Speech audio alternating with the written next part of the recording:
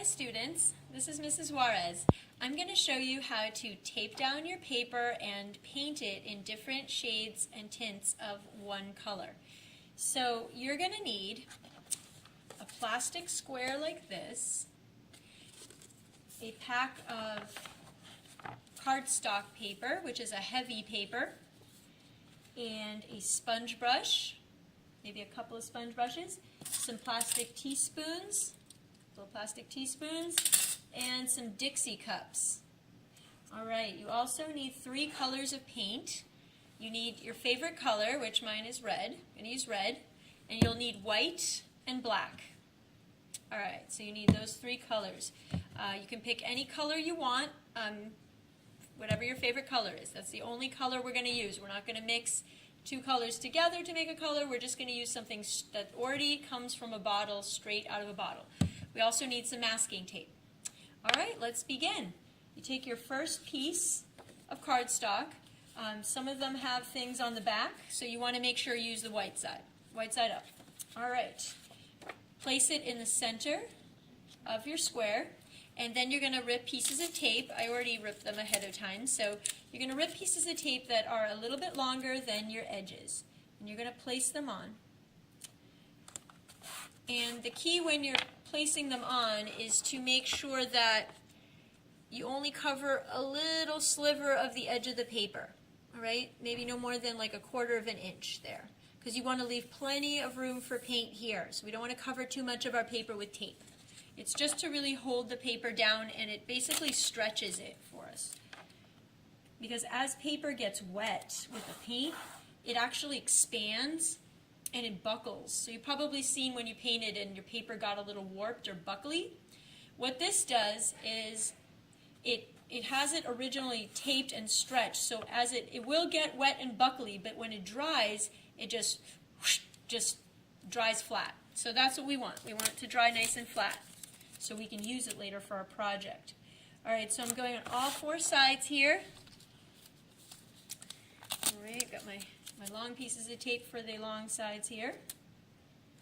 Okay, this is what your paper should look like when you're done. Alright, so it's in the middle, it's surrounded by tape, nice and flat. Alright, we're ready to mix our first color. Actually, the first color doesn't get mixed. It's just the straight color right out of the bottle. So always shake your bottles first, because if they've been sitting there for a while, they could be a little bit separated in there. You take your first Dixie cup, and the way to measure, because you don't want to just squirt and, too much and waste.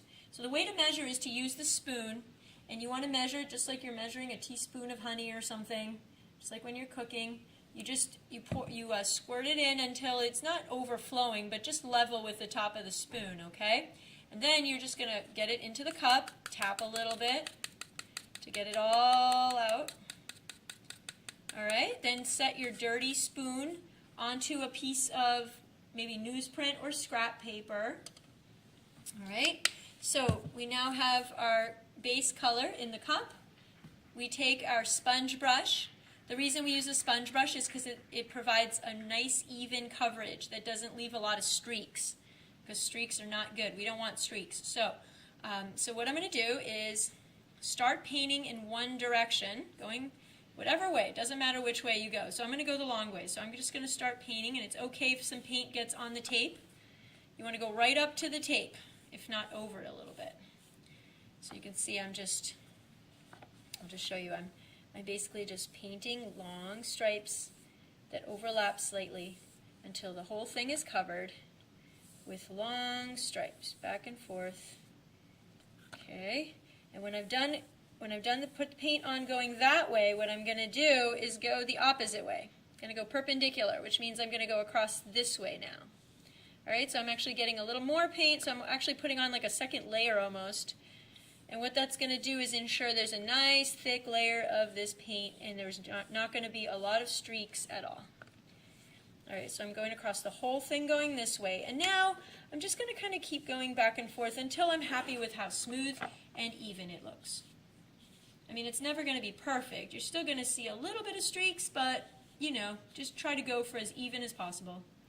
Alright, so when you're done, you're going to place it to dry over here. You're going to lean it somewhere to dry where nothing's going to touch it. It should actually only take about maybe 10 minutes to dry. So then you'll be able to peel the tape off and set that piece aside. I would write your name on the back and I would set it aside with your stuff so that you can keep track, because you're going to collect a bunch of these and you need to keep them organized, okay? The next color we're going to make is going to be mostly white with a little bit of the base color. Okay, so shake, right? We always shake with the cap on, of course. Take another Dixie cup. Take another spoon, a clean spoon. We don't want to use the same spoon that we used before because that one has too much red on it. So I'm going to squirt out some white. 1 spoonful of white is all you need. Okay, put it in here, drip it in here. Do a little tap, tap, tap, tap, tap, tap. Okay, then set the white aside. You're going to need the white spoon in a minute, so set it aside. Now we only need 1 drop of your color. 1 drop. So take it. Be careful not to squirt too fast. You just need to do it very slowly. See how okay. Oh, it went in. All right. So you see how there's 1 drop of red in there? That's literally all I need. Okay. Now I'm going to take my white spoon and watch what happens. That tiny drop of red is going to change this white dramatically. Only takes 1 drop. All right. Now what I'm doing is I'm continuing to mix and turning around because I don't want to see any streaks. You want an even color in there. So keep stirring until you see no streaks or separation between the white and the red. It should turn an even shade of the pastel version of whatever your color is. So if it's green, it's going to look minty. If it's blue, it's going to look like baby blue. All right? So you can see how I got a nice pink in there? All right, that's one of the light values that we're going to use in our project. What I would do then is I would take my dry red one off. All right, take this off, peel it off, set it aside, and then go through the same thing we just did. Tape a new piece of paper on, paint it with this, same exact way. Let it dry. While it's drying, I can mix my next color. All right, the next color that's on your assignment is going to be almost black, but it's going to be colored a little bit with your base color. So, new Dixie cup. I'm going to take a new spoon. All right, and we are going to get a spoonful of black. Put it in there. Tap, tap, tap. Tap, tap, tap, tap, tap. Set the black aside, black spoon aside.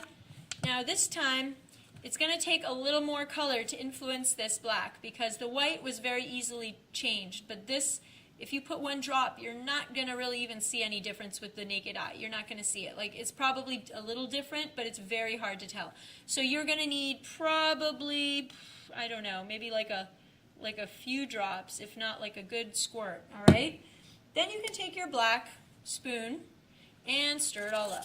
What we basically are doing is we're making a black, except it's a black that's like a red version of black. It's like a reddish black. And if you've got blue, it's a bluish black. If you've got green, it's a greenish black. And this is something artists do to make their blacks more interesting, because black is very nice, but it's sometimes just a little bit too neutral. So if you add a little bit of another color, it makes it more interesting, and it also unifies it with all your other colors. Because it's sort of like they have the same DNA. This is like the DNA you're putting in every color you're making. So basically, they're all going to go together because they all come from the same family. Does that make sense?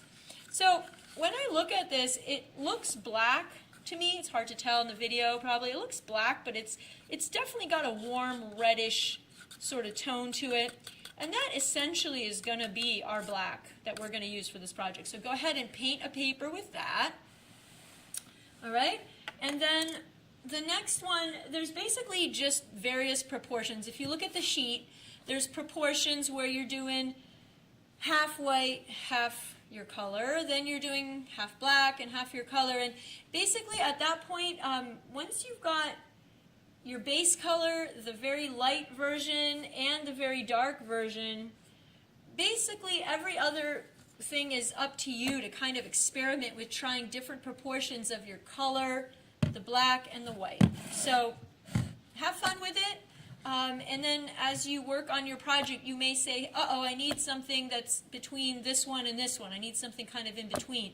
So you're going to have to figure out how many spoons of each color you're going to need, or how many drops of each color to make that happen. So now you know how to do it. So I look forward to seeing your project. There's going to be another video for the design part of the project where you actually draw your picture and transfer it onto different things. So that's going to be a different video. All right. I hope you enjoyed it. Thank you. Have fun on your project.